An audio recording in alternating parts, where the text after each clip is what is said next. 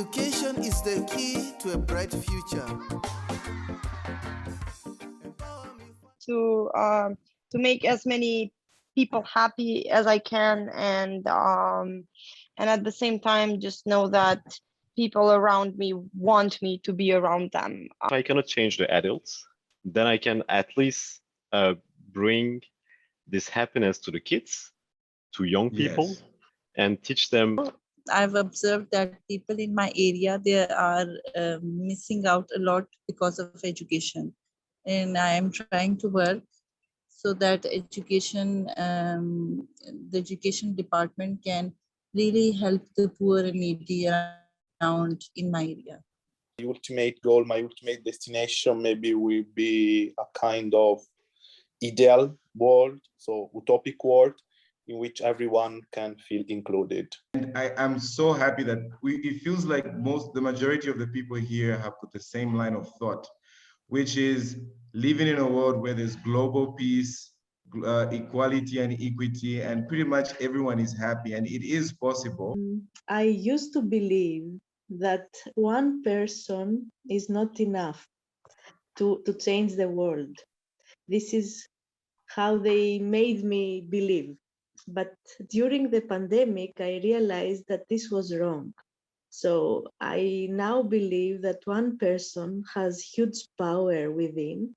And if we join our power and our strengths and our goodwill, we can change the world. My ultimate destination, I believe, will be a world where where people are assisted to realize their dreams, a world where young people, especially, potential is unleashed. Thank you so much. Equality in any way, you know, we try to have equal opportunities for our students, but also it is really important as part of our vision that everyone can participate, bring in their own ideas, their knowledge and everything. It brings hope to, I love the target audience, right? So it brings hope to the underprivileged, you know, people that naturally or normally wouldn't have access to education. So the program itself so gives such people hope that they can as well, you know, get quality education. It's an ocean. By ocean, I mean it's very vast and everyone can learn and everyone can play their parts. This is a relevant initiative. In order for us, we need education. That's actually very true. So emotional intelligence, to the most part, is what would determine the success of a person in their role or the success of an entire organization. Because if you lack emotional intelligence, then it becomes very difficult for you to manage the people around you effectively, let alone be able to manage yourself. Anybody who has done any form of personality assessment or what and what not will understand that it's usually based off 4 energies. And it's between the spectrum of introverted to extroverted. So everything in between also makes up different personalities. The only thing to do is just being able to find out the fact that you can't be equally the same with some other persons. Disappointments, heartbreak, embarrassment, and a lot of things that we don't want to be in that situation ever again. So we come up with strategies to ensure that we don't fall back in that same experience. First of all, my number one thing that my philosophy is that we can't really change other people.